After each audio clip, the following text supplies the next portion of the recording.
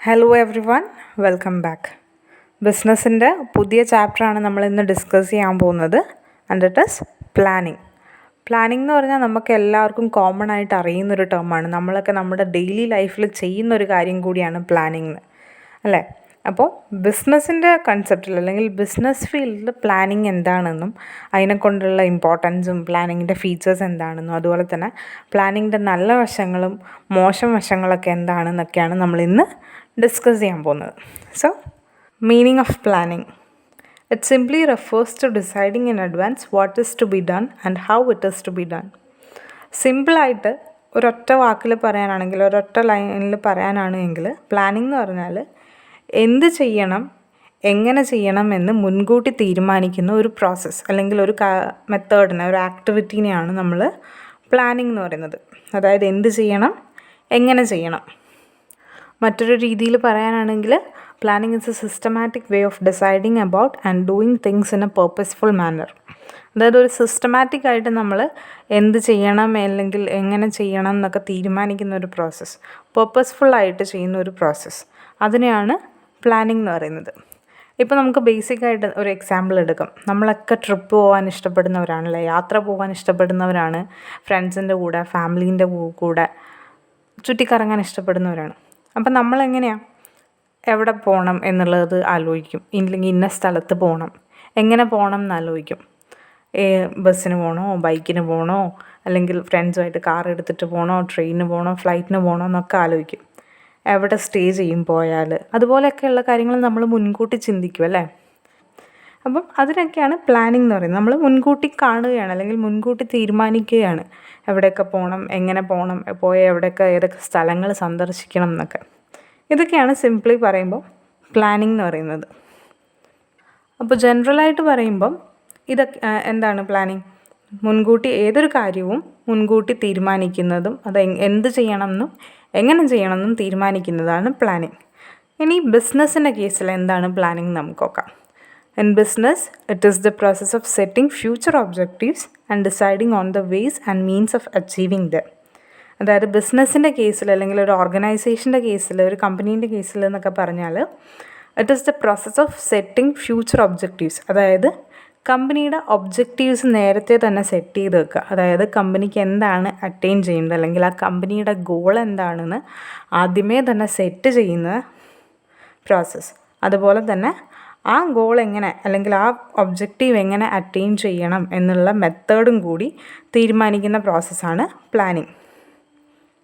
ബിസിനസ്സിൻ്റെ കേസിലൊരു എക്സാമ്പിൾ പറയാനാണെങ്കിൽ, ഈ വർഷം ഈ ഒരു ഫിനാൻഷ്യൽ ഇയറിൽ ഒരു 25% കൂടുതൽ പ്രോഫിറ്റ്, മുൻപത്തെ വർഷത്തിനേക്കാൾ ഒരു 25% കൂടുതൽ പ്രോഫിറ്റ് ഏൺ ചെയ്യണം എന്നാണ് ബിസിനസ്സിൻ്റെ ലക്ഷ്യം എന്ന് വെച്ചോ.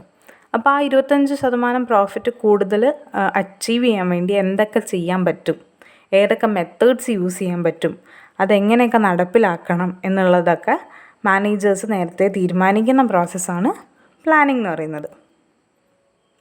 അപ്പോൾ പ്ലാനിങ് എന്താണെന്നൊരു ഐഡിയ കിട്ടിക്കാണുമല്ലോ. ഏതൊരു ആക്ടിവിറ്റി ആയിക്കോട്ടെ, നമ്മുടെ ജനറൽ ലൈഫിലായാലും അല്ലെങ്കിൽ ഒരു ബിസിനസ്സിൻ്റെ കേസിലായാലും നടക്കാൻ പോകുന്ന കാര്യങ്ങൾ മുൻകൂട്ടി തീരുമാനിക്കുന്നത്, അതെങ്ങനെ ചെയ്യണം, ഏത് രീതിയിൽ ചെയ്യണം എന്നൊക്കെ മുൻകൂട്ടി തീരുമാനിക്കുന്ന പ്രോസസ്സിനെയാണ് നമ്മൾ പ്ലാനിങ് എന്ന് പറയുന്നത്.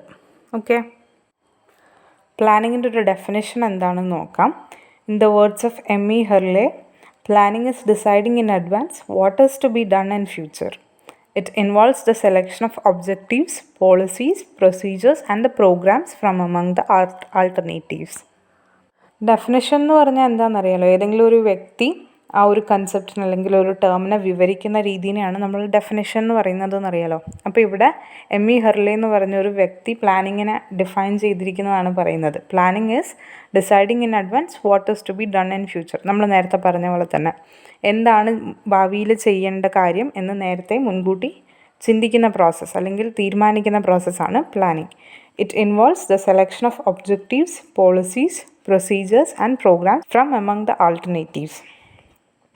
നമ്മുടെ ലക്ഷ്യം എന്താണ്, ആ ലക്ഷ്യത്തിലേക്ക് എത്താൻ വേണ്ടി പാലിക്കേണ്ട പ്രൊസീജിയേഴ്സ് അല്ലെങ്കിൽ സ്റ്റെപ്സ് എന്തൊക്കെയാണ്, എന്തൊക്കെ നയങ്ങൾ അല്ലെങ്കിൽ ഏതൊക്കെ റൂൾസ് പാലിച്ചുകൊണ്ട് വേണം നമ്മൾ ആ ഗോള് അറ്റൈൻ ചെയ്യാൻ ശ്രമിക്കാൻ അല്ലെങ്കിൽ നമ്മൾ ആ പ്രോസസ്സിലൂടെ കടന്നു പോകാൻ എന്ന് വേണ്ടുന്ന കാര്യങ്ങൾ. അതൊക്കെ തീരുമാനിക്കുന്നതാണ് പ്ലാനിംഗ് എന്നാണ് എമ്മി ഹെർലെ പറയുന്നത്. ഈ വ്യക്തി ഒരു കാര്യം കൂടി പറയുന്നുണ്ട്. നമ്മൾ ഈ ഒബ്ജക്റ്റീവ്സും പോളിസീസും പ്രൊസീജിയേഴ്സും ഒക്കെ സെലക്ട് ചെയ്യണം എന്ന് പറഞ്ഞു. ഈ സെലക്ട് ചെയ്യുന്നതൊക്കെ ഏതിൽ നിന്നാണ്? ഡിഫറെൻറ്റ് ആൾട്ടർനേറ്റീവ്സ് നിന്നാണ്. നമുക്ക് ഡിഫറെൻറ്റ് ഓപ്ഷൻസ് ഉണ്ടാവും. ഇപ്പം നമ്മൾ നേരത്തെ ട്രിപ്പ് പോകുന്ന കാര്യം പ്ലാൻ ചെയ്യുന്നത് പറഞ്ഞു. നമുക്ക് ഒരൊറ്റൊരു ഓപ്ഷൻ മാത്രമാണോ? ഇല്ല, പല സ്ഥലങ്ങൾ നമുക്ക് സന്ദർശിക്കാം. അപ്പോൾ അതിലേത് സ്ഥലം വേണം എന്നുള്ളത് നമുക്ക് ചൂസ് ചെയ്യാൻ പറ്റും.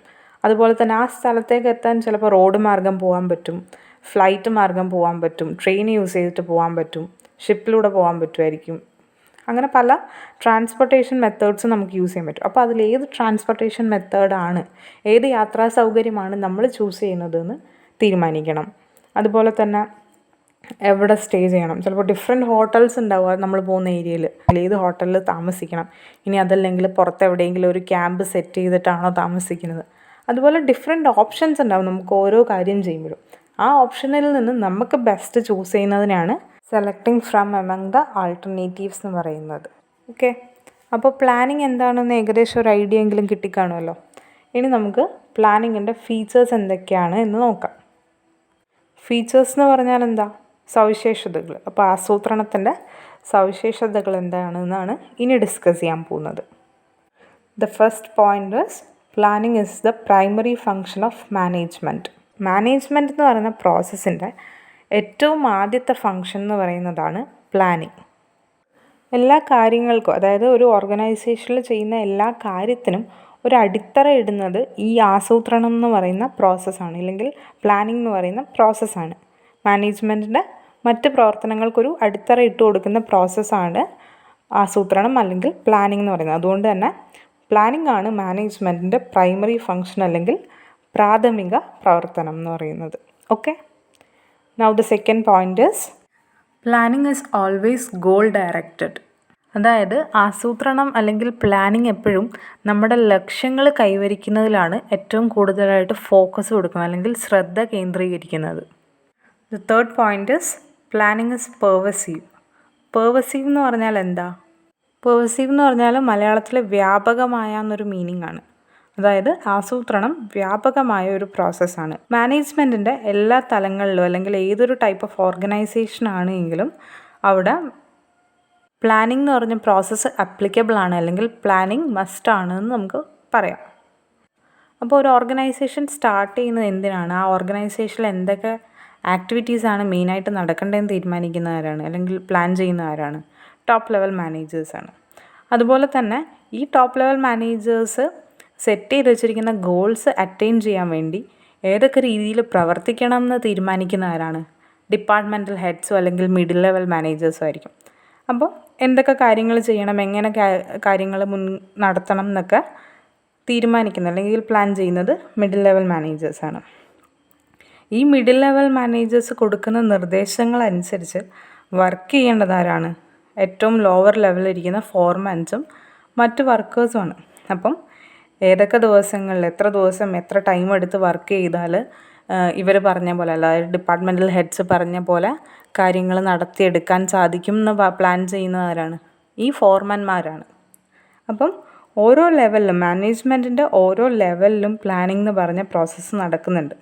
അതുപോലെ തന്നെ ഒരു സോൾ പ്രൊപ്രൈറ്റർ ഫേം ആയാലും പാർട്ട്ണർഷിപ്പ് ഫേം ആയാലും ഒരു കമ്പനി ആയാലും ഒക്കെ നമുക്ക് പ്ലാനിംഗ് എന്ന് പറഞ്ഞ പ്രോസസ്സ് വളരെയധികം ഇമ്പോർട്ടൻ്റ് ആണ്. അപ്പോൾ അതാണ് പറയുന്നത്, പ്ലാനിംഗ് അല്ലെങ്കിൽ ആസൂത്രണം എന്ന് പറയുന്നത് വ്യാപിച്ച് കിടക്കുന്ന ഒരു പ്രോസസ്സാണ് അല്ലെങ്കിൽ ഒരു മാനേജ്മെൻറ്റ് ഫങ്ഷനാണ്. The next point is planning is always futuristic. Futuristic എന്ന് പറഞ്ഞാൽ ഭാവി സംബന്ധമായ, അതായത് എപ്പോഴും ഭാവിയിലേക്കുള്ള കാര്യങ്ങളാണ് നമ്മൾ പ്ലാനിങ് പ്രോസസ്സിൽ തീരുമാനിക്കുന്നത്. ഭാവിയിൽ എന്ത് സംഭവിക്കും, ഭാവിയിൽ എങ്ങനെ ചെയ്യണം, അതാണ് നമ്മൾ തീരുമാനിക്കുന്നത് അല്ലേ. അപ്പം എപ്പോഴും ഭാവിയിൽ ഫോക്കസ് ചെയ്തിട്ടാണ് പ്ലാനിങ് എന്ന് പറഞ്ഞ ഫങ്ഷൻ നടക്കുന്നത് എന്നാണ് പറയുന്നത്. നമ്മുടെയൊക്കെ ലൈഫ് തന്നെ ഒരു എക്സാമ്പിളായിട്ട് എടുക്കാനാണെങ്കിൽ പഠിച്ച് നല്ലൊരു ജോലിയൊക്കെ ആക്കി നല്ലൊരു വീട് വെക്കണം, ഒരു കല്യാണമൊക്കെ കഴിക്കണം, മക്കളെ നല്ല രീതിയിൽ പഠിപ്പിക്കണം, ഇതൊക്കെ എന്താ നമ്മൾ ഭാവിയിലേക്ക് ചിന്തിക്കുന്നതാണല്ലേ. അതുപോലെ തന്നെയാണ് ബിസിനസ്സിൻ്റെ കാര്യത്തിലും പ്ലാനിങ് അല്ലെങ്കിൽ ആസൂത്രണം എന്ന് പറയുന്നത് എപ്പോഴും നമ്മുടെ ഭാവിയെ ഫോക്കസ് ചെയ്തിട്ട് അല്ലെങ്കിൽ ഭാവിയിലെ ലക്ഷ്യങ്ങൾ അറ്റൈൻ ചെയ്യാൻ വേണ്ടി അച്ചീവ് ചെയ്യാൻ വേണ്ടി ചെയ്യുന്നൊരു ഫങ്ഷനാണ്. നെക്സ്റ്റ് ഫീച്ചർ എന്ന് പറയുന്നത് planning is an intellectual activity. ഈ ഇൻ്റലക്ച്വൽ ആക്ടിവിറ്റി എന്ന് പറഞ്ഞാൽ ഒരു മാനസികമായിട്ടുള്ള അല്ലെങ്കിൽ ബുദ്ധി ഉപയോഗിച്ച് ചെയ്യുന്ന ഒരു ആക്ടിവിറ്റിയാണ് എന്നാണ് പറയുന്നത്. ആസൂത്രണം ബുദ്ധിപരമായ അല്ലെങ്കിൽ മാനസിക വ്യായാമമാണെന്ന് പറയാൻ കാരണം എന്താ? പ്ലാനിങ്ങിൽ നമ്മൾ പറഞ്ഞു മുന്നോട്ട് ആണ് നമ്മൾ ചിന്തിക്കുന്നത്, അതായത് ഭാവിയെ പറ്റിയാണ് നമ്മൾ ചിന്തിക്കുന്നത്. അപ്പോൾ ഭാവിയിൽ എന്ത് നടക്കും, ഭാവിയിൽ എങ്ങനെയൊക്കെ ആയിരിക്കും കാര്യങ്ങളെന്ന് ആലോചിക്കണമെങ്കിൽ അല്ലെങ്കിൽ തീരുമാനിക്കണമെങ്കിൽ നമ്മളവിടെ നമ്മുടെ മൈൻഡ് യൂസ് ചെയ്യുന്നുണ്ട്, നമ്മുടെ ബുദ്ധി യൂസ് ചെയ്യുന്നുണ്ട് അല്ലേ? അതുപോലെ തന്നെ ഭാവിയിൽ അഥവാ സിറ്റുവേഷൻ ഇങ്ങനെയാണ് വരുന്നത് എങ്കിൽ ഇന്ന രീതിയിൽ പ്രവർത്തിക്കണം, ഇല്ലെങ്കിൽ ഇന്ന കാര്യങ്ങൾ ചെയ്യണം. ഇതൊക്കെ നമ്മൾ ബുദ്ധിപരമായ അല്ലെങ്കിൽ നമ്മുടെ ലോജിക് യൂസ് ചെയ്തിട്ട് നമ്മുടെ ബ്രെയിൻ യൂസ് ചെയ്തിട്ട് ചെയ്യുന്ന കാര്യങ്ങളാണ്. ഇപ്പോൾ ബിസിനസ്സിൻ്റെ കേസ് തന്നെ, നമ്മൾ ബിസിനസ്സിൻ്റെ ഒരു സിറ്റുവേഷൻ അല്ലെങ്കിൽ ബിസിനസ് ആകുമ്പോൾ പല പ്രശ്നങ്ങളും വരാമല്ലോ. അപ്പോൾ ഇങ്ങനൊരു പ്രശ്നം ഭാവിയിൽ വന്നാൽ നമ്മൾ എന്ത് ചെയ്യും എന്ന് നമ്മൾ ആലോചിക്കുകയാണ്. അപ്പോൾ നമ്മൾ ആ സിറ്റുവേഷൻ ഒന്ന് ഇമാജിൻ ചെയ്ത് നോക്കുക. അഥവാ എന്തെങ്കിലും പ്രശ്നം വന്നാലോ, പ്രശ്നം വരുമ്പോൾ എന്തൊക്കെയായിരിക്കും നമ്മൾ ചെയ്യേണ്ടി വരിക, എങ്ങനെ നമുക്ക് ആ പ്രശ്നത്തിന് ഡീൽ ചെയ്യാൻ പറ്റും, ഇതൊക്കെ നമ്മൾ നമ്മുടെ മൈൻഡിൽ ആലോചിക്കുന്നതാണ്, നമ്മുടെ ഇമാജിനേഷനാണ്. അപ്പോൾ ഇതിനൊക്കെ നമ്മൾ മാനസികമായൊരു വ്യായാമമാണ് എന്നാണ് പറയുന്നത്. നമ്മുടെ ബുദ്ധിപരമായിട്ട് അല്ലെങ്കിൽ നമ്മുടെ ബുദ്ധി യൂസ് ചെയ്തിട്ട് നമ്മൾ ചെയ്യുന്ന ഒരു ആക്ടിവിറ്റി ആയതുകൊണ്ടാണ് പ്ലാനിങ് ഒരു ഇൻ്റലക്ച്വൽ ആക്ടിവിറ്റി ആണ് എന്ന് പറയുന്നത്. Next, planning is A continuous process. Planning എന്ന് പറയുന്നത് അല്ലെങ്കിൽ ആസൂത്രണം എന്ന് പറയുന്നത് കണ്ടിന്യൂസ് ആയ ഒരു പ്രോസസ്സാണ് അല്ലെങ്കിൽ ഫങ്ഷനാണ്. പ്ലാനിങ്ങിൽ എന്ന് പറഞ്ഞാൽ നമ്മളൊരു നിശ്ചിത സമയത്തേക്കാണ് പദ്ധതികൾ അല്ലെങ്കിൽ പ്ലാൻസ് തയ്യാറാക്കുന്നത്. ആ ടൈം കഴിയുമ്പോൾ നമ്മൾ പുതിയ ആവശ്യം അനുസരിച്ച് അല്ലെങ്കിൽ പുതിയ സിറ്റുവേഷൻ അനുസരിച്ച് പുതിയ പ്ലാൻസ് ഉണ്ടാക്കും. ഇപ്പോൾ നമ്മുടെ ലൈഫിൻ്റെ ഒരു കാര്യം എടുക്കുകയാണെങ്കിൽ നമ്മൾ 10ാം ക്ലാസ് വരെ പഠിച്ചു, ഇനി പഠിക്കേണ്ടത് +1 +2 ആണ്. കൊമേഴ്സ് എടുക്കുമോ സയൻസ് എടുക്കുമോ? കൊമേഴ്സ് എടുത്തു കഴിഞ്ഞ് നമ്മൾ എന്ത് ചെയ്യണം? ഇപ്പോൾ കൊമേഴ്സ് എടുക്കുക എന്ന് തീരുമാനിച്ചു, നമ്മൾ കൊമേഴ്സ് പഠിച്ചു, +1 +2 പഠിച്ചിറങ്ങി. ഇനി കൊമേഴ്സിൽ എന്തിലാണ് ഡിഗ്രി എടുക്കേണ്ടത്? BComന് പോകണോ, BBAക്ക് പോകണോ, എന്താണ് പഠിക്കേണ്ടത് നമ്മൾ തീരുമാനിക്കും അല്ലേ? അത് അടുത്ത സ്റ്റേജ് ഓഫ് പ്ലാനിങ് ആണ്. +2 കഴിഞ്ഞിട്ട് +2 വരെയുള്ളത് നമ്മൾ സെറ്റ് ചെയ്ത് വെച്ചു, കൊമേഴ്സാണ് പഠിക്കേണ്ടതെന്ന് തീരുമാനിച്ചു. ആ ടേം കഴിഞ്ഞപ്പോഴത്തേക്കും അടുത്തത് എന്താണെന്ന് നമ്മൾ പ്ലാൻ ചെയ്യുകയാണ്. ഇനിയിപ്പോൾ ഡിഗ്രിയും കഴിഞ്ഞു, ഇനി അടുത്തത് എന്താ? അടുത്ത പ്ലാൻ എന്തായിരിക്കും? ജോലിക്ക് പോകണോ, അതോ മാസ്റ്റേഴ്സ് ചെയ്യാൻ പോകണോ, PGക്ക് പോകണോ, PG പോവുകയാണെങ്കിൽ MComന് പോകണോ, അത് MBAക്ക് പോകണോ? ഇതൊക്കെ ഓരോ ടേം, ഓരോ സമയത്തേക്കുള്ള പ്ലാൻസാണ്. അപ്പം ഒരു പ്ലാൻ കഴിയുമ്പം അടുത്ത സിറ്റുവേഷൻ അല്ലെങ്കിൽ അടുത്ത സാഹചര്യം വരുന്നതിനനുസരിച്ച് നമ്മൾ പുതിയ പ്ലാൻസ് ഉണ്ടാക്കും. പ്ലാനിങ് ഒരിക്കലും തീരുന്നില്ല. ഓരോ സിറ്റുവേഷൻ കഴിയുമ്പോൾ അല്ലെങ്കിൽ ഒരു പ്ലാൻ അച്ചീവ് ചെയ്ത് കഴിയുമ്പോൾ ഉടനെ നമ്മൾ അടുത്ത സിറ്റുവേഷനനുസരിച്ച് പുതിയ പ്ലാനുകൾ ഉണ്ടാക്കും. ബിസിനസ്സിൻ്റെ കേസിലാണെങ്കിലും ഇങ്ങനെ തന്നെയാണ്. ഈ വർഷത്തെ ടാർഗറ്റ് അറ്റൈൻ ചെയ്തു അല്ലെങ്കിൽ ഈ വർഷത്തെ പ്രോഫിറ്റ് ഏൺ ചെയ്ത് കഴിഞ്ഞു എന്ന് പറഞ്ഞ് നമ്മൾ അടുത്ത വർഷത്തേക്കൊന്നും പ്ലാൻ ചെയ്യാതിരിക്കുമല്ലോ ബിസിനസ്സിൽ. ഇല്ലെങ്കിൽ ഒരു സമയത്തേക്കുള്ള നമ്മൾ നിശ്ചയിച്ച ഒബ്ജക്റ്റീവ് എന്ന് പറയുന്നത് ഇത്ര യൂണിറ്റ് പ്രൊഡ്യൂസ് ചെയ്യുക എന്നുള്ളതായിരുന്നു എന്ന് ഇമാജിൻ ചെയ്യാം. ആ ഉൽപ്പാദനം കഴിഞ്ഞാൽ നമ്മളവിടെ ഓർഗനൈസേഷൻ്റെ ഫങ്ഷനിങ് സ്റ്റോപ്പ് ചെയ്യുമോ? ഇല്ലല്ലോ. അടുത്ത ഉൽപ്പാദനം നമ്മൾ നടത്തണം, അല്ലെങ്കിൽ ബിസിനസ് കണ്ടിന്യൂ ചെയ്തോളൂ. അപ്പോൾ അടുത്തത് എത്ര യൂണിറ്റ് ഉൽപ്പാദിപ്പിക്കണം, അതെങ്ങനെ ഉൽപ്പാദിപ്പിക്കണം, അതൊക്കെ തീരുമാനിക്കുന്നത് എന്താ? കണ്ടിന്യൂസ് ആയിട്ടുള്ളൊരു പ്രോസസ്സാണ്, ഒരിക്കലും തീരുന്നില്ല. ഒരു ബിസിനസ് തുടങ്ങുന്ന അന്ന് മുതൽ ആ ബിസിനസ്സിൻ്റെ കാലാവസാനം വരെയും പ്ലാനിങ് എന്ന് പറഞ്ഞ പ്രോസസ്സ് ആ ബിസിനസ് സ്ഥാപനത്തിൽ നടന്നുകൊണ്ടേ ഇരിക്കും എന്നാണ് പറയുന്നത്. അടുത്ത സവിശേഷത അല്ലെങ്കിൽ അടുത്ത ഫീച്ചർ എന്ന് പറയുന്നത് planning basically involves making choices. Making choices എന്ന് പറഞ്ഞാൽ തിരഞ്ഞെടുക്കൽ. നേരത്തെ പറഞ്ഞ പോലെ നമുക്ക് ഡിഫറെൻറ്റ് ഓപ്ഷൻസ് ഉണ്ട്. ആ ഓപ്ഷനിൽ നിന്ന് നമുക്ക് ഏറ്റവും നല്ലത് എന്ന് തോന്നുന്നതിനെ തിരഞ്ഞെടുക്കുന്ന പ്രോസസ്സും കൂടിയാണ് പ്ലാനിങ് എന്ന് പറയുന്നത്. അതായത് നമ്മുടെ മുന്നിൽ അല്ലെങ്കിൽ നമുക്ക് മുൻപിൽ ഒരുപാട് ഓപ്ഷൻസ് ഉണ്ടാവും, ഒരുപാട് ചോയ്സസ് ഉണ്ടാവും. അതിൽ നിന്ന് നമുക്ക് ഏറ്റവും നല്ലത് എന്ന് തോന്നുന്നത് ഏതാണോ അതിനെ നമ്മൾ തിരഞ്ഞെടുക്കുകയാണ് ചെയ്യുന്നത്. The last feature of planning is flexible.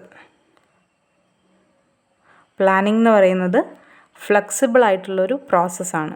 Flexible എന്ന് പറഞ്ഞാൽ നമ്മുടെ ഇഷ്ടത്തിനനുസരിച്ച് മോഡിഫൈ എടുക്കാൻ പറ്റുന്ന, ഇല്ലെങ്കിൽ ചില മാറ്റങ്ങളൊക്കെ കൊണ്ടുവരാൻ പറ്റുന്നത് എന്നുള്ള മീനിങ് ആണ് ഫ്ലെക്സിബിൾ എന്ന് പറയുന്നത്. അപ്പോൾ ആസൂത്രണം ഫ്ലെക്സിബിൾ ആണെന്ന് പറഞ്ഞാൽ എന്താ അതിൻ്റെ അർത്ഥം? ഒരു ബിസിനസ് സിറ്റുവേഷൻ അല്ലെങ്കിൽ ഒരു ബിസിനസ്സിൽ വരുന്ന സാഹചര്യം എന്ന് പറഞ്ഞാൽ എപ്പോഴും ഒരേപോലെ ആയിരിക്കണം എന്നില്ല. നമ്മൾ മുൻകൂട്ടി തീരുമാനിച്ച പോലെ തന്നെ വരണം എന്നില്ല. ഇപ്പോൾ തന്നെ ഒരു എക്സാമ്പിൾ പറയാനാണെങ്കിൽ നമ്മൾ ഈ വർഷം ഇല്ലെങ്കിൽ കഴിഞ്ഞ വർഷം ഇമാജിൻ ചെയ്യുക 2019-2020 വർഷം ഒന്ന് ഇമാജിൻ ചെയ്താൽ പല കച്ചവടക്കാരും വലിയ വലിയ കാര്യങ്ങൾ നേരത്തെ തീരുമാനിച്ച് വെച്ചിരുന്നതായിരിക്കാം. പക്ഷെ കൊറോണ എന്ന് പറയുന്നൊരു സിറ്റുവേഷൻ വന്നു കഴിഞ്ഞപ്പോഴത്തേക്ക് അവരുടെ പ്ലാൻസൊക്കെ ആകെ തകിടം മറിഞ്ഞു. ലോക്ക്ഡൗൺ ഉണ്ടായി, കച്ചവട സ്ഥാപനങ്ങളൊക്കെ അടച്ചു പൂട്ടി അല്ലേ. അതൊന്നും ഒരിക്കലും അവർക്ക് മുന്നിൽ കാണാൻ പറ്റാത്ത സിറ്റുവേഷനായിരുന്നു. അപ്പോൾ ആ സിറ്റുവേഷനിൽ നമ്മൾ എന്ത് ചെയ്യും? നമ്മുടെ ബിസിനസ് നഷ്ടത്തിലേക്ക് പോകാതിരിക്കാൻ വേണ്ടി നമുക്ക് എന്ത് ചെയ്യാൻ പറ്റും? ആ സിറ്റുവേഷൻ അനുസരിച്ച് നമ്മൾ ബിസിനസ്സിനെ മാറ്റിക്കൊണ്ടുവരണം, അല്ലെങ്കിൽ നമ്മുടെ പ്ലാനിനെ മാറ്റിക്കൊണ്ടുവരണം, നമ്മുടെ ഗോൾസിനെ മാറ്റിക്കൊണ്ടുവരണം.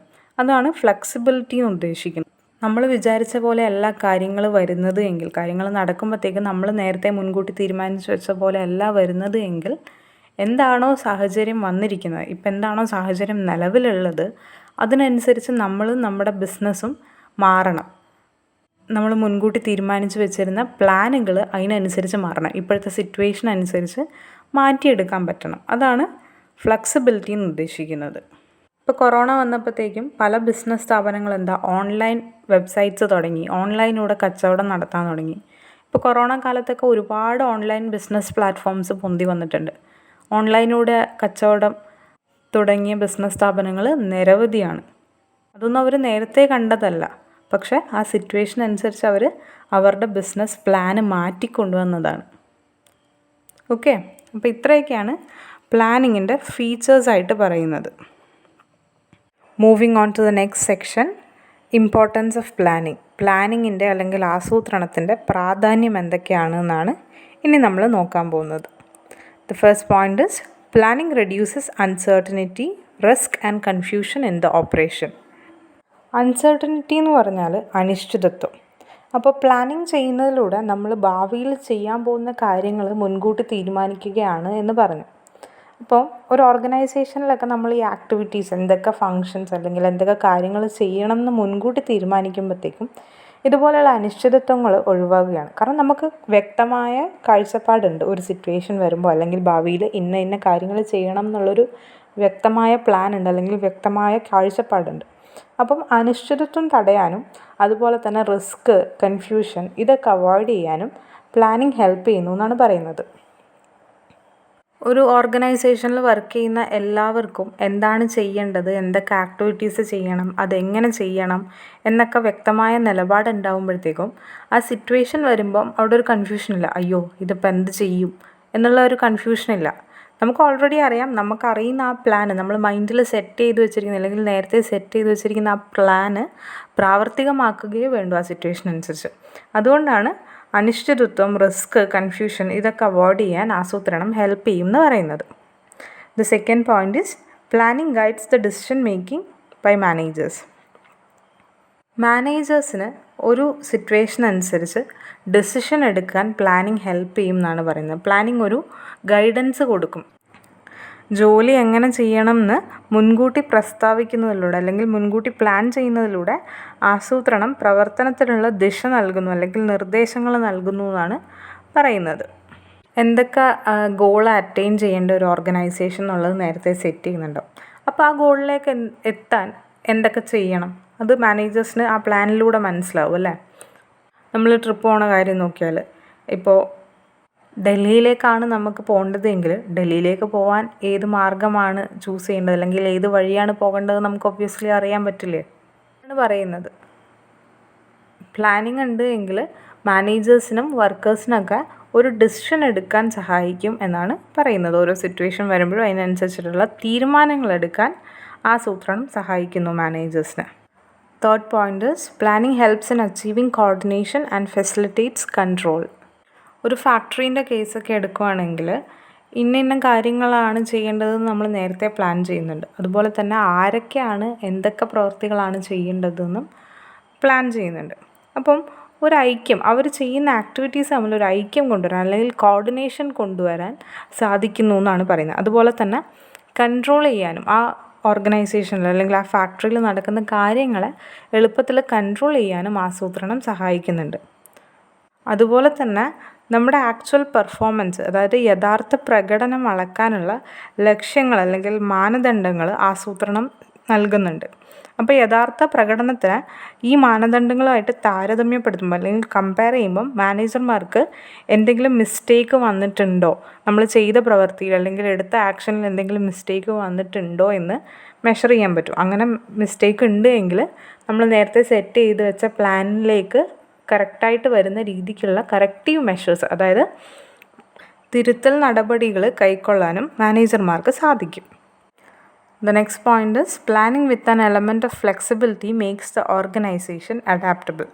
പ്ലാനിങ്ങിൻ്റെ സവിശേഷതകൾ പറയുമ്പോൾ നമ്മൾ പറഞ്ഞു പ്ലാനിങ് ഫ്ലെക്സിബിൾ ആണ്, അതായത് നമുക്ക് മോഡിഫൈ ചെയ്തെടുക്കാൻ പറ്റും. മാറി മാറി വരുന്ന സിറ്റുവേഷൻ അനുസരിച്ച് നമുക്ക് പ്ലാനുകളിൽ മാറ്റം വരുത്താൻ പറ്റും എന്ന് പറഞ്ഞു.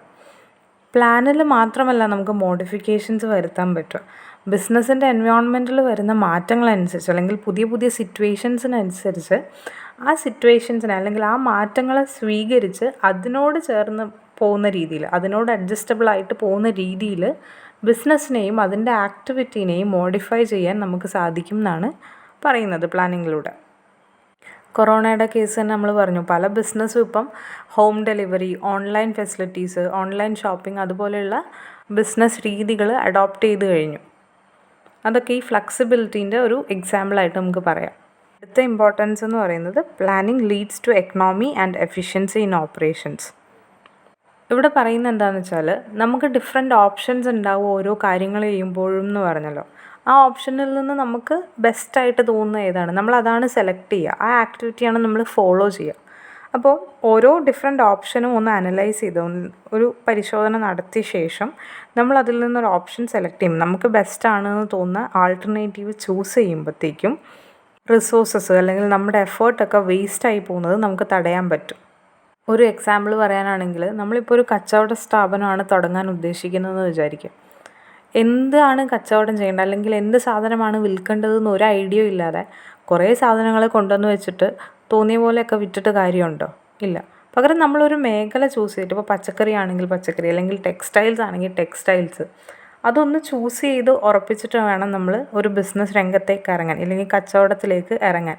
അല്ലാതെ ആദ്യം ഒരു ടെക്സ്റ്റൈൽ ഷോപ്പ് തുടങ്ങി കുറേ വസ്ത്രം കൊണ്ടുവന്ന് വെച്ചു, ഇത് ശരിയാവുന്നില്ല എന്ന് പറഞ്ഞ് പിന്നെ അടുത്തത് പച്ചക്കറി കട ഇട്ടു. അപ്പോൾ എന്താ, ആദ്യം നമ്മൾ ടെക്സ്റ്റൈൽ തുടങ്ങാൻ വേണ്ടി ഇൻവെസ്റ്റ് ചെയ്ത പൈസയും സമയമൊക്കെ അവിടെ പാഴായി പോവുകയാണ്. അപ്പോൾ അങ്ങനെ നമ്മുടെ പൈസയും പണവും നമ്മുടെ എഫേർട്ടും ടൈമും ഒക്കെ പാഴായി പോവാതിരിക്കാൻ വേണ്ടി ആസൂത്രണം ഹെൽപ്പ് ചെയ്യും എന്നാണ് പറയുന്നത്. The last point is planning begins with the determination of objectives and directed towards their achievement. Planning എന്ന് പറയുന്ന പ്രോസസ്സിൻ്റെ തുടക്കം എന്തിലൂടെയാണ്? നമുക്ക് നേടേണ്ട അല്ലെങ്കിൽ അച്ചീവ് ചെയ്തെടുക്കേണ്ട ലക്ഷ്യങ്ങൾ തീരുമാനിച്ചുകൊണ്ടാണ്, ഒബ്ജക്റ്റീവ്സ് ഡിറ്റർമൈൻ ചെയ്തുകൊണ്ടാണ്. അതുപോലെ തന്നെ പ്ലാനിംഗ് എന്ന് പറയുന്ന പ്രോസസ്സ് നമ്മളെ നയിക്കുന്നത് എന്തിലേക്കാണ്? ഈ പറയുന്ന സെറ്റ് ചെയ്ത് വെച്ച ഒബ്ജക്റ്റീവ്സ് കൈവരിക്കാൻ വേണ്ടി അല്ലെങ്കിൽ ലക്ഷ്യങ്ങൾ കൈവരിക്കാൻ വേണ്ടിയിട്ടാണ് അത് നമ്മളെ നയിക്കുന്നത്. ഇത്രയൊക്കെയാണ് പ്ലാനിങ്ങിൻ്റെ പ്രാധാന്യങ്ങളായിട്ട് പറയാനുള്ളത്. പ്ലാനിങ്ങിൻ്റെ നല്ല വശങ്ങൾ ഏതൊക്കെയാണ് അല്ലെങ്കിൽ പ്ലാനിങ്ങിൻ്റെ അഡ്വാൻറ്റേജസ് ഏതൊക്കെയാണെന്ന് ചോദിച്ചാലും നമുക്ക് ഈ പോയിൻറ്റ്സ് തന്നെ ഇപ്പോൾ പറഞ്ഞ ഇമ്പോർട്ടൻസ് ആയിട്ട് അല്ലെങ്കിൽ പ്രാധാന്യങ്ങളായിട്ട് പറഞ്ഞ പോയിൻറ്റ്സ് തന്നെ പറയാൻ പറ്റും. പ്ലാനിങ്ങിൻ്റെ നല്ല വശങ്ങൾ അല്ലെങ്കിൽ അഡ്വാൻറ്റേജസ് ചോദിച്ചാൽ. ഇനി നമുക്ക് പ്ലാനിങ്ങിൻ്റെ ലിമിറ്റേഷൻസ് എന്തൊക്കെയാണെന്ന് നോക്കാം. അതായത് പ്ലാനിങ്ങിൻ്റെ മോശം വശങ്ങൾ. ആസൂത്രണത്തിൻ്റെ പരിമിതികളായിട്ട് പറയുന്ന പോയിൻറ്റ്സിൽ ഫസ്റ്റ് വൺ എന്ന് പറയുന്നത് റിജിഡിറ്റി. അല്ലെങ്കിൽ റിജിഡിറ്റി എന്ന് പറഞ്ഞാൽ എന്താ? കർക്കശമായിട്ടുള്ളത്. ആസൂത്രണം കർക്കശതയിലേക്ക് നയിക്കുന്നു എന്നാണ് പറയുന്നത്. പ്ലാനിങ് ചെയ്യുമ്പോൾ നമ്മൾ ഏതൊക്കെ ആക്ടിവിറ്റീസ് ആരൊക്കെ ചെയ്യണം, എപ്പോൾ ചെയ്യണം, എങ്ങനെ ചെയ്യണം എന്നൊക്കെ പ്ലാൻ ചെയ്ത് ഓൾറെഡി സെറ്റ് ചെയ്ത് വെച്ചിട്ടുണ്ടെന്ന് പറഞ്ഞല്ലോ. അതുകൊണ്ട് തന്നെ മാനേജർമാരാണെങ്കിലും മറ്റ് കീഴുദ്യോഗസ്ഥരാണെങ്കിലും ഈ പദ്ധതികൾ അല്ലെങ്കിൽ ഈ പ്ലാൻസ് കർശനമായിട്ടും പാലിക്കണം. അവരുടെ രീതിയിൽ കാര്യങ്ങൾ ചെയ്യാനുള്ള അല്ലെങ്കിൽ അവരുടെ ആശയങ്ങൾ ഉപയോഗിച്ച് കാര്യങ്ങൾ ചെയ്യാനുള്ള ഒരു സ്വാതന്ത്ര്യം മാനേജേഴ്സിനോ ലോവർ ലെവൽ വർക്കേഴ്സിനോ ഇല്ല. സോ പ്ലാനിങ് കർക്കശതയിലേക്ക് നയിക്കുന്നു എന്നാണ് പറയുന്നത്. Second point is probabilistic. Planning പ്രോബബിലിറ്റീനെ ബേസ് ചെയ്തിട്ടാണ് എന്നാണ് പറയുന്നത്. എന്താ പ്രോബബിലിറ്റി? അനുമാനം. ഭാവിയിൽ ഇങ്ങനെയൊക്കെ സംഭവിക്കാൻ സാധ്യതയുണ്ട് എന്നുള്ള നമ്മുടെ ഒരു ഇമാജിനേഷൻ്റെ മേലെയാണ് നമ്മൾ പല പദ്ധതികളും ആവിഷ്കരിക്കുന്നത് ഇല്ലെങ്കിൽ ആസൂത്രണം ചെയ്യുന്നത്. അപ്പോൾ നമ്മൾ വിചാരിച്ച പോലെ തന്നെ നടക്കണം എന്നില്ല എന്ന് നമ്മൾ നേരത്തെ ഡിസ്കസ് ചെയ്തിട്ടുണ്ട്, അല്ലെങ്കിൽ നമ്മൾ നേരത്തെ പറഞ്ഞു. അപ്പോൾ പ്ലാനിങ് എന്ന് പറയുന്നത് നമ്മുടെ ഒരു അനുമാനത്തിൻ്റെ, നമ്മുടെ ഒരു ഇമാജിനേഷൻ്റെ മേലെ നടക്കുന്ന ഒരു പ്രവൃത്തിയാണ്, അല്ലാതെ ഒരിക്കലും റിയാലിറ്റി ആവണമെന്നില്ല. അത് ചിലപ്പോൾ അങ്ങനെ തന്നെ സംഭവിക്കാം, ആ സിറ്റുവേഷൻ അങ്ങനെ തന്നെ സംഭവിക്കാം, ഇല്ലെങ്കിൽ നമ്മൾ മാറ്റങ്ങൾ വരാം. അപ്പോൾ അതിനനുസരിച്ച് നമ്മൾ നമ്മുടെ പദ്ധതികളും നമ്മുടെ ഗോൾസും ഒക്കെ ചിലപ്പം മാറ്റേണ്ടതായിട്ട് വരും. Third one, expensive and time consuming. സമയവും അതുപോലെ തന്നെ പൈസയും ഒരുപാട് ചിലവാകുന്ന ഒരു പ്രക്രിയയാണ് ആസൂത്രണം എന്ന് പറയുന്നത്. ഒരുപാട് ആലോചിച്ച് മുൻപത്തെ കാര്യങ്ങൾ, അല്ലെങ്കിൽ നമ്മുടെ ഹിസ്റ്ററിയൊക്കെ പരിശോധിച്ച് അന്നേരമൊക്കെ എന്തൊക്കെ തീരുമാനങ്ങളാണ്, എങ്ങനെയൊക്കെയാണ് കാര്യങ്ങൾ ചെയ്തതെന്നൊക്കെ ആലോചിച്ച് കണ്ടെത്തി അതൊക്കെ വിശകലനം ചെയ്തതിന് ശേഷം വേണം ഓരോ പദ്ധതിയും രൂപീകരിക്കാൻ. അപ്പം ഒരുപാട് സമയമെടുക്കും. അതുപോലെ തന്നെ മുൻപ് ഉണ്ടായ സംഭവങ്ങളുടെ ഡാറ്റാസൊക്കെ ശേഖരിക്കാനും ആ ഡാറ്റ അനലൈസ് ചെയ്തെടുക്കാനും ഒക്കെ നമുക്ക് ഒരുപാട് പണവും ചിലവാകും. അതുകൊണ്ട് തന്നെ ആസൂത്രണം എന്ന് പറയുന്നത് സമയവും അതുപോലെ തന്നെ പൈസയും ഒരുപാട് ചിലവാകുന്നൊരു ആക്ടിവിറ്റി കൂടിയാണ്. Next point, delay in actions. ഒരു ഫാക്ടറിയിൽ അല്ലെങ്കിൽ ഒരു ബിസിനസ് സ്ഥാപനത്തിൽ പെട്ടെന്നൊരു എമർജൻസി സിറ്റുവേഷൻ, എന്തെങ്കിലും ഒരു ആപത്ത് ഘട്ടങ്ങൾ വരുവാണെന്ന് വിചാരിക്കും. അന്നേരം നമുക്ക് ആലോചിച്ചിരുന്ന് ഓരോ ആക്ടിവിറ്റിയും ചെയ്യാനൊന്നും നേരം ഉണ്ടാവില്ല. പെട്ടെന്ന് റെസ്പോണ്ട് ചെയ്യേണ്ട, അല്ലെങ്കിൽ പെട്ടെന്ന് എന്തെങ്കിലും ചെയ്യേണ്ട സിറ്റുവേഷൻ വരുമ്പോഴത്തേക്കും അന്നേരം അവിടെ ആലോചിച്ച് എന്തൊക്കെ ചെയ്യാം, എങ്ങനെ ചെയ്യാം എന്നൊക്കെ ആലോചിച്ചിരുന്നാൽ അത് നമ്മളെ നെഗറ്റീവായിട്ട് ബാധിക്കും. ഒരു വർക്ക് സൈറ്റിലോ ഒരു ഫാക്ടറിയിലോ എന്തെങ്കിലും അപകടം സംഭവിക്കുകയാണെങ്കിൽ ആ അപകടത്തിൽ നിന്ന് അല്ലെങ്കിൽ വേഗം രക്ഷപ്പെടാൻ, അല്ലെങ്കിൽ ആ അപകടത്തെ വേഗം മറികടക്കാൻ നമുക്ക് എന്താണോ തോന്നുന്നത് നമ്മൾ അന്നേരം പെട്ടെന്നത് ക്വിക്കായിട്ട് നമ്മൾ അതാണ് ചെയ്യുക. അല്ലാതെ അന്നേരം പോയിരുന്ന് ആലോചിച്ചിട്ടോ ഇങ്ങനെ സംഭവിച്ചു, ഇനി ഇതെന്തൊക്കെ ചെയ്താൽ ഇതിൽ നിന്ന് രക്ഷപ്പെടാൻ പറ്റും എന്ന് ആലോചിച്ചിരിക്കുകയല്ല ചെയ്യുക. സോ പ്ലാനിങ് എന്ന് പറയുന്ന പ്രോസസ്സ് ചില നേരങ്ങൾ അല്ലെങ്കിൽ ചില സിറ്റുവേഷൻസിൽ ആക്ഷൻസിന് ഡിലേ ചെയ്യും. ആക്ടിവിറ്റീസ് പ്രാവർത്തികമാക്കാൻ ഡിലേ ഉണ്ടാക്കും എന്നാണ് പറയുന്നത്. ചില സിറ്റുവേഷൻസിൽ പ്ലാനിങ് മിസ് ഡയറക്ഷൻ, അതായത് തെറ്റായ ദിശയിലേക്കും നയിക്കാൻ ചാൻസ് ഉണ്ട് എന്നാണ് പറയുന്നത്. ചിലപ്പോൾ ചില പ്ലാൻസൊക്കെ ഓർഗനൈസേഷൻ്റെ മാത്രം ഇൻട്രസ്റ്റിലായിരിക്കും.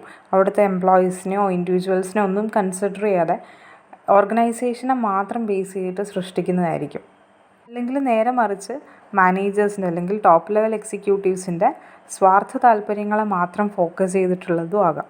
അങ്ങനെ വരുമ്പോൾ പ്ലാനിങ് തെറ്റായ ദിശയിലേക്കും നയിക്കാം എന്നാണ് പറയുന്നത്. The last point is false sense of security. False sense എന്ന് പറഞ്ഞാൽ തെറ്റായ ഒരു തോന്നൽ. അതായത് നമ്മൾ പ്ലാൻ ചെയ്യുന്നുണ്ട്, ആക്ടിവിറ്റീസ് എല്ലാം പ്ലാൻ ചെയ്യുന്നുണ്ട്, ഇന്ന നേരത്ത് ഇന്ന ആൾക്കാർ ഇന്ന രീതിയിൽ പ്രവർത്തിക്കണം എന്നൊക്കെ പ്ലാൻ ചെയ്ത് വെച്ചിട്ടുണ്ട്. അപ്പോൾ കാര്യങ്ങളൊക്കെ പ്ലാൻ ചെയ്ത പ്രകാരം അങ്ങ് പൊക്കോളും എന്നുള്ളൊരു തെറ്റായ തോന്നൽ നമുക്ക് വരാം, അല്ലെങ്കിൽ തെറ്റായ ഒരു ആത്മവിശ്വാസം നമുക്ക് വരാം. അതെപ്പോഴും അങ്ങനെ ആവണമെന്നുണ്ടോ? ചിലപ്പോൾ നമ്മൾ പ്ലാൻ ചെയ്ത പ്രകാരം ഒന്നും നടക്കണമെന്നില്ല. അപ്പം തെറ്റായ ഒരു തോന്നൽ അല്ലെങ്കിൽ തെറ്റായ ഒരു ആത്മവിശ്വാസം തരും എന്നാണ് പറയുന്നത്. സോ ഇത്രയൊക്കെയാണ് നമ്മൾ ഇന്ന് പ്ലാനിങ്ങിനെ പറ്റി ഡിസ്കസ് ചെയ്യുന്നത്. അപ്പോൾ പ്ലാനിങ് എന്ന് പറഞ്ഞാൽ ജനറലി എന്താണ്? മുൻകൂട്ടി ഒരു കാര്യം, എന്ത് കാര്യം ചെയ്യണം, എപ്പോൾ ചെയ്യണം, എങ്ങനെ ചെയ്യണം, ആര് ചെയ്യും, ഇതൊക്കെ തീരുമാനിക്കുന്ന പ്രോസസ്സ്. അതിനെയാണ് പ്ലാനിങ് അല്ലെങ്കിൽ ആസൂത്രണം എന്ന് പറയുന്നത്. പ്രോസസ്സ് എന്തൊക്കെയാണെന്നും അതുപോലെ തന്നെ ഡിഫറെൻറ്റ് ടൈപ്സ് ഓഫ് പ്ലാൻസ് എന്തൊക്കെയാണെന്നുമാണ് ഡിസ്കസ് ചെയ്യാൻ പോകുന്നത്. സോ നമുക്ക് സ്ട്രെയിറ്റ് ആയിട്ട് ടോപ്പിക്കിലേക്ക് പോവാം. The first one, the planning process അല്ലെങ്കിൽ സ്റ്റെപ്സ് ഇൻ പ്ലാനിങ്. പ്ലാനിങ് അല്ലെങ്കിൽ ആസൂത്രണ പ്രക്രിയയിൽ ഇൻവോൾവ്ഡ് ആയിട്ടുള്ള സ്റ്റെപ്സ് എന്തൊക്കെയാണ്, സ്റ്റെപ്പ് ബൈ സ്റ്റെപ്പ് പ്രൊസീജിയേഴ്സ് എന്തൊക്കെയാണെന്നാണ് നമ്മൾ ഫസ്റ്റ് ഡിസ്കസ് ചെയ്യുന്നത്. And the first step is establishment of objectives. Objectives എന്ന് പറഞ്ഞാൽ എന്താ? ഒരു ഓർഗനൈസേഷൻ അച്ചീവ് ചെയ്യേണ്ട അൾട്ടിമേറ്റ് ഗോൾ, അൾട്ടിമേറ്റ് ആയിട്ടുള്ള ലക്ഷ്യം. അപ്പോൾ ആ ലക്ഷ്യം എന്താണ്? ഒരു ഓർഗനൈസേഷന് അച്ചീവ് ചെയ്യേണ്ട അല്ലെങ്കിൽ നേടിയെടുക്കേണ്ട അൾട്ടിമേറ്റ് ആയിട്ടുള്ള ലക്ഷ്യം എന്താണെന്ന് ആദ്യം നമ്മൾ സ്റ്റേറ്റ് ചെയ്യണം അല്ലെങ്കിൽ എസ്റ്റാബ്ലിഷ് ചെയ്യണം. അങ്ങനെ ഒരു ലക്ഷ്യം ക്രമീകരിക്കുമ്പോഴേക്ക് ക്ലാരിറ്റി ഉണ്ടാവണം. അതായത് എന്താണ് ആ ലക്ഷ്യം, അല്ലെങ്കിൽ ആ ഓർഗനൈസേഷൻ അച്ചീവ് ചെയ്യാൻ ഉദ്ദേശിക്കുന്ന ലക്ഷ്യം എന്താണെന്ന് ആ ഓർഗനൈസേഷനിൽ പ്രവർത്തിക്കുന്ന ഓരോ ഇൻഡിവിജ്വലിനും, ഓരോ എംപ്ലോയീസിനാണെങ്കിലും മാനേജേഴ്സിനാണെങ്കിലും ക്ലിയർ ആവണം, മനസ്സിലാവുന്ന രീതിയിലായിരിക്കണം. അവരിലൊരു കൺഫ്യൂഷൻ ഉണ്ടാക്കരുത്. ഈ ലക്ഷ്യം എന്താണെന്നുള്ളത് അല്ലെങ്കിൽ നമ്മൾ എന്ത് അറ്റൈൻ ചെയ്യാൻ വേണ്ടിയിട്ടാണ് ഈ ഓർഗനൈസേഷൻ വർക്ക് ചെയ്യുന്നതെന്നുള്ള കാര്യത്തിൽ എംപ്ലോയീസിൻ്റെ ഇടയിലോ മാനേജേഴ്സിൻ്റെ ഇടയിലോ ഒന്നും ഒരു കൺഫ്യൂഷൻ ഉണ്ടാകാൻ പാടില്ല. വളരെ വ്യക്തമായിട്ട് അവർക്ക് മനസ്സിലായിരിക്കണം എന്താണ് ഈ ഓർഗനൈസേഷൻ്റെ അവസാന ലക്ഷ്യം എന്നുള്ളത്. അതാണ് ഫസ്റ്റ് സ്റ്റെപ്പായിട്ട് പറയുന്നത്. The second step is making assumptions about external and internal conditions. Assumptions എന്ന് പറഞ്ഞാൽ എന്താ? നമ്മൾ നേരത്തെയൊക്കെ ഫീച്ചേഴ്സൊക്കെ ഡിസ്കസ് ചെയ്യുമ്പോൾ പറഞ്ഞു, നമ്മൾ നമ്മുടെ ഒരു ഇമാജിനേഷൻ, ഭാവിയിൽ ഇങ്ങനെയൊക്കെ ആയിരിക്കും സിറ്റുവേഷൻ എന്നുള്ളൊരു ഇമാജിനേഷൻ്റെ അല്ലെങ്കിൽ നമ്മുടെ ഒരു അനുമാനത്തിൻ്റെ മേലെയാണ് ഓരോ പദ്ധതികളും ആവിഷ്കരിക്കുന്നതെന്ന്. അത് തന്നെയാണ് ഇവിടെയും പറയുന്നത്. നമ്മുടെ ബിസിനസ്സിൻ്റെ ചുറ്റുപാടിലെ കാര്യങ്ങളാണെങ്കിലും ബിസിനസ്സിൻ്റെ അകത്ത് നടക്കുന്ന കാര്യങ്ങളെ പറ്റിയാണെങ്കിലും ഇതിനെയൊക്കെ പറ്റി ഒരു അനുമാനം നമ്മൾ ഉണ്ടാക്കണം. ആ അനുമാനത്തിൻ്റെ മേലെ ആയിരിക്കണം, ഇല്ലെങ്കിൽ ആ അനുമാനങ്ങൾക്കനുസരിച്ചായിരിക്കണം നമ്മൾ ആവിഷ്കരിക്കുന്ന പദ്ധതികൾ. അപ്പോൾ അതാണ് പറയുന്നത് മേക്കിംഗ് അസംഷൻസ്. ഈ ഇൻറ്റേർണൽ ആൻഡ് എക്സ്റ്റേർണൽ കണ്ടീഷൻസ് എന്ന് പറഞ്ഞാൽ, എക്സ്റ്റേർണൽ കണ്ടീഷൻസ് എന്തൊക്കെയായിരിക്കും? ബിസിനസ് എൻവയോൺമെൻറ്റ് എന്ന് പറഞ്ഞ ചാപ്റ്ററിൽ നമ്മൾ നമ്മുടെ ബിസിനസ്സിനെ അഫക്റ്റ് ചെയ്യുന്ന ഡിഫറെൻറ്റ് ഫാക്ടേഴ്സ് പഠിച്ചു. അതായത് ബിസിനസ്സിൻ്റെ ചുറ്റുപാടും ബിസിനസ്സിനെ അഫക്റ്റ് ചെയ്യാൻ സാധ്യതയുള്ള ഒരുപാട് ഫാക്ടേഴ്സ് പഠിച്ചിട്ടുണ്ടായിരുന്നു.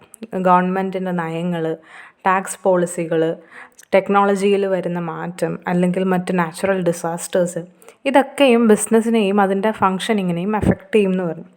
അപ്പം ഇതിനെയൊക്കെ പറ്റി നമ്മളൊരു അനുമാനം ഉണ്ടാക്കണം. ഇപ്പോൾ ഗവൺമെൻറ് പാലിച്ചുകൊണ്ട് പോകുന്ന ടാക്സ് നയങ്ങളും മറ്റ് പോളിസീസും ഒക്കെ തന്നെ ആയിരിക്കും നിലവിൽ വരുന്നത്. അല്ലെങ്കിൽ ഇനി മാറ്റങ്ങൾ വരുവാണെങ്കിലും അത് നമ്മുടെ കച്ചവടത്തിന് ഫേവറബിൾ ആയിട്ടായിരിക്കും.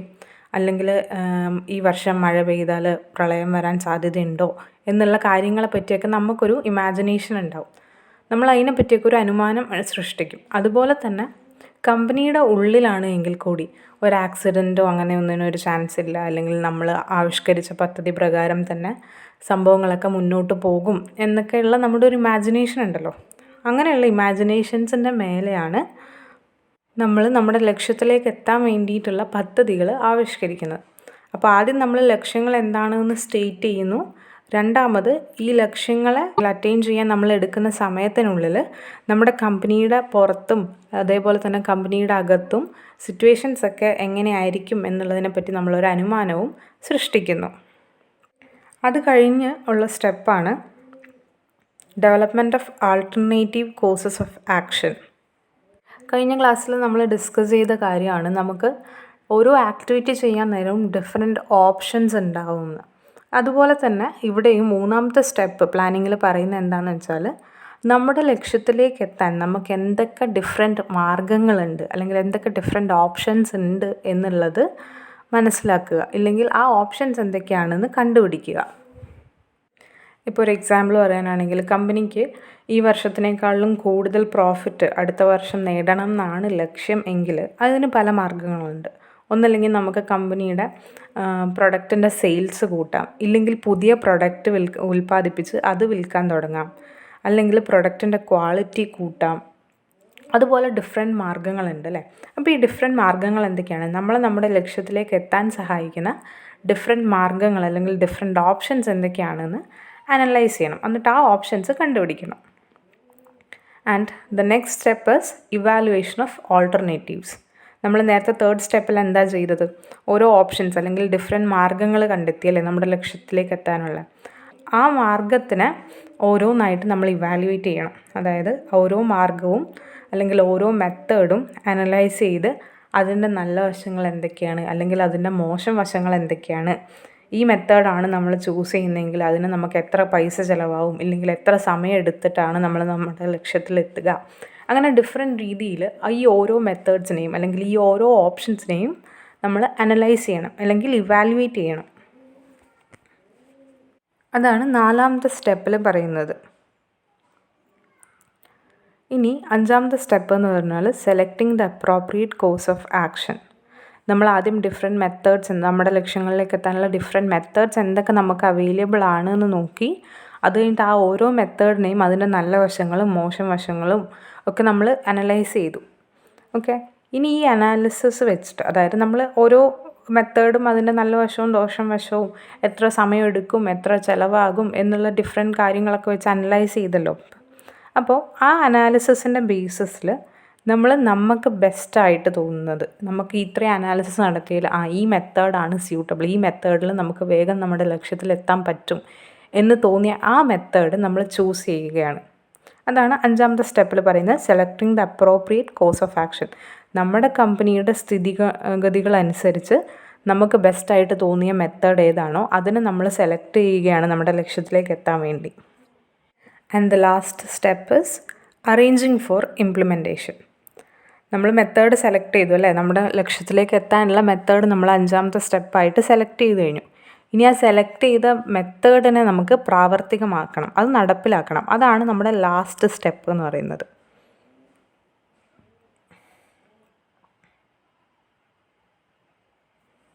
ഓക്കെ, അപ്പോൾ ഇത്രയൊക്കെയാണ് ആസൂത്രണം പ്രക്രിയയിൽ വരുന്ന ഓരോ സ്റ്റെപ്സ്. ആദ്യം നമ്മൾ നമ്മുടെ ലക്ഷ്യങ്ങൾ എന്താണെന്ന് തീരുമാനിക്കണം, എന്നിട്ട് അത് സ്റ്റേറ്റ് ചെയ്യണം. രണ്ടാമത് നമ്മുടെ കമ്പനിയുടെ അകത്തോ ഉള്ള സിറ്റുവേഷനും അതേപോലെ തന്നെ കമ്പനീനെ ബാധിക്കുന്ന പുറമേയുള്ള സിറ്റുവേഷൻസിനെ പറ്റിയും ഓരോ അനുമാനങ്ങൾ ഉണ്ടാക്കണം, അല്ലെങ്കിൽ നമ്മുടെ ഒരു അസംഷൻസ് ഉണ്ടാക്കണം. അതിനുശേഷം നമ്മൾ എന്താ ചെയ്യുക, ഓരോ ഡിഫറെൻറ്റ് കോഴ്സസ് ഓഫ് ആക്ഷൻ എന്താണ്, അതായത് എന്തൊക്കെ ഡിഫറെൻറ്റ് മെത്തേഡ്സ് നമുക്ക് അവൈലബിൾ ആണ്, ഓപ്ഷനായിട്ട് അവൈലബിൾ ആണ് നമ്മുടെ ലക്ഷ്യത്തിലേക്ക് എത്താൻ എന്നുള്ളത് കണ്ടുപിടിക്കണം.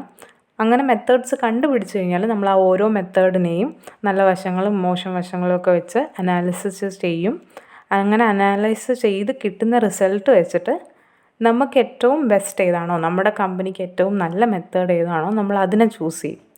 അങ്ങനെ മെത്തേഡും ചൂസ് ചെയ്ത് കഴിഞ്ഞാൽ നമ്മുടെ ലക്ഷ്യത്തിലേക്ക് എത്താനുള്ള ആ മെത്തേഡ്, നമ്മൾ ഏത് മെത്തേഡാണോ ഫോളോ ചെയ്യാൻ പോകുന്നത് അത് ചൂസ് ചെയ്ത് കഴിഞ്ഞാൽ പിന്നെ ലാസ്റ്റ് സ്റ്റെപ്പായിട്ട് പറയുന്നത് എന്താ, നമ്മൾ സെലക്ട് ചെയ്ത് വെച്ചിരിക്കുന്ന ആ മെത്തേഡിനെ എക്സിക്യൂട്ട് ചെയ്യുക അല്ലെങ്കിൽ നടപ്പിലാക്കുക. ഓക്കെ, അപ്പോൾ ഇത്രയാണ് പ്ലാനിങ് പ്രോസസ്സ് എന്ന് പറയുന്നത്. So let's move on to the next topic, that is types of plans. പദ്ധതികളുടെ വിവിധ തരങ്ങൾ എന്തൊക്കെയാണ്, വിവിധ തരങ്ങളിലുള്ള പദ്ധതികൾ എന്തൊക്കെയാണെന്നാണ് അടുത്തതായിട്ട് നമ്മൾ ഡിസ്കസ് ചെയ്യാൻ പോകുന്നത്. The first one is objectives. Objectives are the end results towards which all activities are directed. അതായത് ഒരു ഓർഗനൈസേഷനിൽ നടക്കുന്ന എല്ലാ ആക്ടിവിറ്റീനെയും ഏത് ദിശയിലേക്കാണോ നമ്മൾ നയിക്കുന്നത്, അല്ലെങ്കിൽ എന്തിലെത്തിച്ചേരാൻ വേണ്ടിയിട്ടാണോ നമ്മൾ നയിക്കുന്നത്, ആ എൻഡ് റിസൾട്ട്, ആ ഏറ്റവും അവസാനം നമുക്ക് ലഭിക്കുന്ന റിസൾട്ട് ഉണ്ടല്ലോ, നമ്മൾ ഈ ആക്ടിവിറ്റിയൊക്കെ ചെയ്ത് നമുക്ക് ഏറ്റവും അവസാനം കിട്ടുന്ന ഒരു ഔട്ട്പുട്ട് ഉണ്ടാവുമല്ലോ, അല്ലെങ്കിൽ ഒരു റിസൾട്ട് ഉണ്ടാവുമല്ലോ, ആ എൻഡ് റിസൾട്ടിനെയാണ് നമുക്ക് ഒബ്ജക്റ്റീവ്സ് എന്ന് പറയാൻ പറ്റുന്നത്. അതായത് ആ കമ്പനിയുടെ അല്ലെങ്കിൽ ബിസിനസ് സ്ഥാപനത്തിൻ്റെ ഏറ്റവും അവസാനത്തെ ലക്ഷ്യം അല്ലെങ്കിൽ ഏറ്റവും മെയിൻ ലക്ഷ്യം, ആ ലക്ഷ്യത്തിനെയാണ് നമുക്ക് ഒബ്ജക്റ്റീവ് എന്ന് പറയാൻ പറ്റുന്നത്. Next one is strategy. Strategy is a comprehensive plan which indicates the desired future of an organization. സ്ട്രാറ്റജീൻ്റെ മലയാളം വാക്ക് എന്ന് പറഞ്ഞാൽ തന്ത്രം എന്നുള്ളതാണ്. അപ്പോൾ നമ്മൾ നമ്മുടെ ലക്ഷ്യത്തിലേക്ക് എത്താൻ വേണ്ടി യൂസ് ചെയ്യുന്ന തന്ത്രം, അതിനാണ് സ്ട്രാറ്റജി എന്ന് പറയാൻ പറ്റുന്നത്. അതുമല്ലെങ്കിൽ നമ്മുടെ മാർക്കറ്റിൽ സർവൈവ് ചെയ്തുകൊണ്ട് നമ്മുടെ ബിസിനസ്സിന് ചുറ്റും നടക്കുന്ന പല മാറ്റങ്ങളെയും അതിജീവിച്ച് ആ അവസാന ലക്ഷ്യത്തിലേക്ക് എത്തിച്ചേരാൻ വേണ്ടി നമ്മൾ യൂസ് ചെയ്യുന്ന ഓരോ തന്ത്രങ്ങൾ, മാർക്കറ്റിൽ സർവൈവ് ചെയ്യാൻ വേണ്ടി, മാർക്കറ്റിൽ നിലനിൽക്കാൻ വേണ്ടി ഓരോ സ്ഥാപനവും ചില തന്ത്രങ്ങൾ യൂസ് ചെയ്യും, അല്ലെങ്കിൽ ചില ടാക്ടിക്സ് യൂസ് ചെയ്യും. അതിനെയൊക്കെയാണ് നമുക്ക് സ്ട്രാറ്റജി എന്ന് പറയാൻ പറ്റുന്നത്. ഒരു എക്സാമ്പിൾ പറയാനാണെങ്കിൽ ടാറ്റ നാനോ കാർ ഇറക്കിയതും ഒരു തരത്തിലൊരു തന്ത്രമാണ്. എന്താ, സാധാരണ മുമ്പത്തെ കാലത്തൊക്കെ ചെറിയ വരുമാനമുള്ള കുടുംബങ്ങൾ ആ ഒരു ബൈക്ക് അല്ലെങ്കിൽ ഒരു സ്കൂട്ടി കൊണ്ട് നിർത്താം, അല്ലെങ്കിൽ ആ ഒരു സ്കൂട്ടി ഒരു ബൈക്കോ മതി നമുക്ക് അത്യാവശ്യത്തിനെന്ന് പറഞ്ഞ് ചിന്തിച്ചവരായിരുന്നു. പക്ഷേ നാനോ എന്ന് പറഞ്ഞ കാർ ഇറക്കിയപ്പോഴത്തേക്കും ചെറിയ വരുമാനക്കാർക്കും കാറ് എന്ന് പറഞ്ഞൊരു സ്വപ്നം കാണും, അല്ലെങ്കിൽ കാറ് വാങ്ങുന്നതിലേക്ക് അവർ അട്രാക്റ്റ് ചെയ്യാൻ ടാറ്റ കമ്പനിക്കാർ ഇറക്കിയ ഒരു സ്ട്രാറ്റജി ആയിരുന്നു ചെറിയ വിലക്ക് അതേ നാനോ പോലൊരു ചെറിയ കാർ ഇറക്കുക എന്നുള്ളത്. പ്രോഫിറ്റ് ഏൺ ചെയ്യാനായിരുന്നെങ്കിൽ ടാറ്റ കമ്പനിക്കാർക്ക് വലിയ വലിയ പൈസേൻ്റെ കാർ ഇറക്കി വലിയ ഹൈ ക്ലാസ് അല്ലെങ്കിൽ ഹൈ ലെവൽ ഇൻകം ഉള്ള ആൾക്കാരെ കൊണ്ട് അവരുടെ കാറിൽ വാങ്ങിപ്പിച്ചാൽ മതിയായിരുന്നു. പക്ഷേ ആ ലോവർ ഇൻകം ഗ്രൂപ്പിലെയും കൂടി, ആ ഒരു സൊസൈറ്റീൻ്റെ ആ ഒരു ഭാഗത്തെയും കൂടി തൻ്റെ കമ്പനിയിലെ കാറിലേക്ക് അട്രാക്റ്റ് ചെയ്യുക, തൻ്റെ കമ്പനിയുടെ കസ്റ്റമേഴ്സ് ആക്കുക എന്നുള്ള ലക്ഷ്യമാണ്, അല്ലെങ്കിൽ ആ തന്ത്രമാണ് അവരവിടെ പ്രയോഗിച്ചത്. The third one is policy.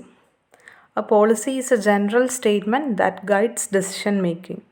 It decides the boundaries within which the decisions can be made. Policy എന്ന് വെച്ചാൽ നയങ്ങൾ, അപ്പോൾ ഈ നയങ്ങൾ എന്താണ്? ഒരു ജനറൽ സ്റ്റേറ്റ്മെൻറ്റാണ്. അതായത് നമ്മുടെ ഡിസിഷൻ മേക്കിംഗ് പ്രോസസ്സ്, തീരുമാനമെടുക്കലിന് അല്ലെങ്കിൽ തീരുമാനമെടുക്കാൻ വേണ്ടി ഒരു ഗൈഡൻസ് നൽകുന്ന ഒരു സ്റ്റേറ്റ്മെൻറ്റാണ് നയങ്ങൾ എന്ന് പറയുന്നത്.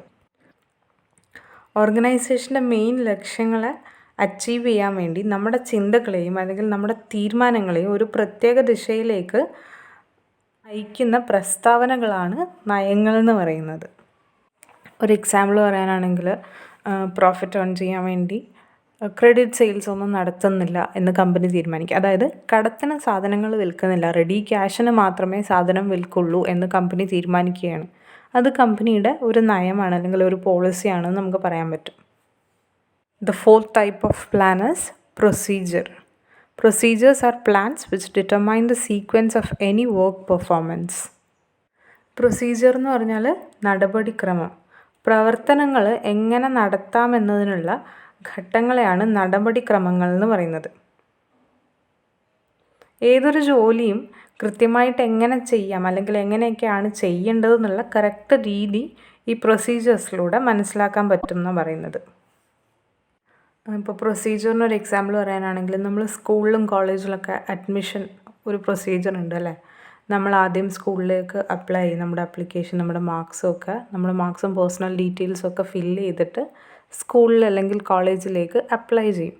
നമ്മുടെ ആപ്ലിക്കേഷൻ അവിടുത്തെ സ്റ്റാഫുകൾ സ്ക്രൂട്ടനൈസ് ചെയ്ത് നമുക്ക് ആ സ്കൂളിൽ അല്ലെങ്കിൽ ആ കോളേജിൽ അഡ്മിഷൻ തരാൻ മാത്രം മാർക്കുണ്ടോ, അവർ സെറ്റ് ചെയ്ത് വെച്ച ലിമിറ്റിന് മുകളിൽ മാർക്കുണ്ടോ നമുക്ക് എന്നുള്ളതൊക്കെ അവർ സ്ക്രൂട്ടനൈസ് ചെയ്യും. അതിന് ശേഷം അവർ നമ്മളെ ഇൻ്റർവ്യൂവിന് വിളിക്കും അല്ലേ, അങ്ങനെയൊക്കെ അല്ലേ. അപ്പോൾ അതിന് ഓരോരോ സ്റ്റെപ്പ് ബൈ സ്റ്റെപ്പ് ആയിട്ടുള്ള പ്രൊസീജിയർ ഉണ്ട് എന്ന് തന്നെ നമുക്ക് പറയാം. അപ്പോൾ അതിനൊക്കെ ഓരോ സ്റ്റെപ്പ് ബൈ സ്റ്റെപ്പ് ആയിട്ടുള്ള നടപടികളുണ്ട്. ഈ നടപടികളെയാണ് പ്രൊസീജിയേഴ്സ് എന്ന് പറയുന്നത്. അടുത്ത ടൈപ്പ് ഓഫ് പ്ലാൻ എന്ന് പറയുന്നതാണ് മെത്തേഡ്സ്.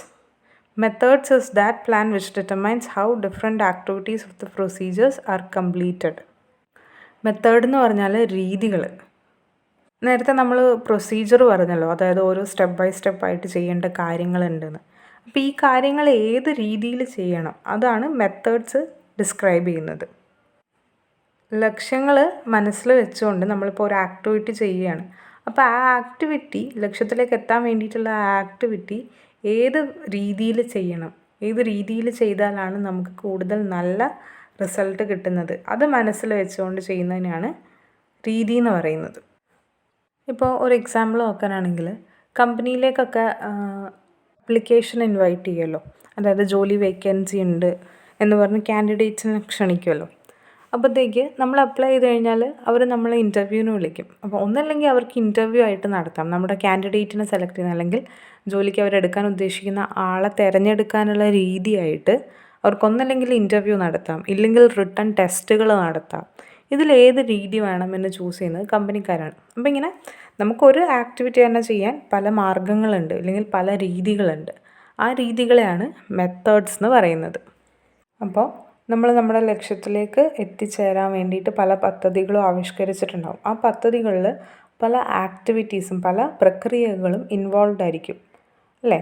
അപ്പോൾ ആ ആക്ടിവിറ്റീസൊക്കെ ഏത് രീതിയിൽ ചെയ്യണം, എങ്ങനെ ചെയ്യണം എന്നുള്ളതൊക്കെ പറയുന്നതാണ് മെത്തേഡ്സ് എന്ന് പറയുന്നത്. ഓക്കെ, അടുത്തതാണ് rules. Rules clearly indicate what is to be done and what is not to be done in a particular situation. Rules എന്ന് പറഞ്ഞാൽ നമുക്ക് എല്ലാവർക്കും അറിയാലോ, നിയമങ്ങൾ. എന്ത് ചെയ്യണം, ഒരു സിറ്റുവേഷനിൽ എന്ത് ചെയ്യണം, എന്ത് ചെയ്യാൻ പാടില്ല എന്ന് വളരെ കറക്റ്റായിട്ട് അല്ലെങ്കിൽ വളരെ കൃത്യമായിട്ട് പറയുന്ന സ്റ്റേറ്റ്മെൻറ്റുകളെയാണ് റൂൾസ് എന്ന് പറയുന്നത്. ഈ നിയമങ്ങൾ നമ്മൾ പാലിച്ചില്ലെങ്കിൽ അല്ലെങ്കിൽ നിയമങ്ങൾ നമ്മൾ തെറ്റിച്ചാൽ എന്തുണ്ടാവും? സ്വാഭാവികമായിട്ടും നമുക്കതിനുള്ള പണിഷ്മെൻറ്റ് കിട്ടും അല്ലേ. അതിപ്പോൾ ഒരു ബിസിനസ് സ്ഥാപനത്തിൽ മാത്രമല്ല, നമ്മുടെ സമൂഹത്തിലും അങ്ങനെയാണ്.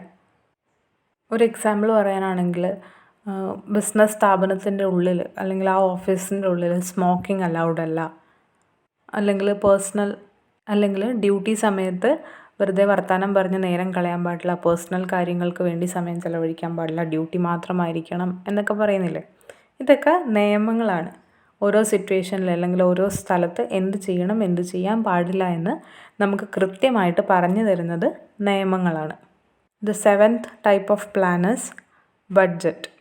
Budget is a type of plan expressed in financial terms or in terms of labor hours, units of products, mission hours, etc.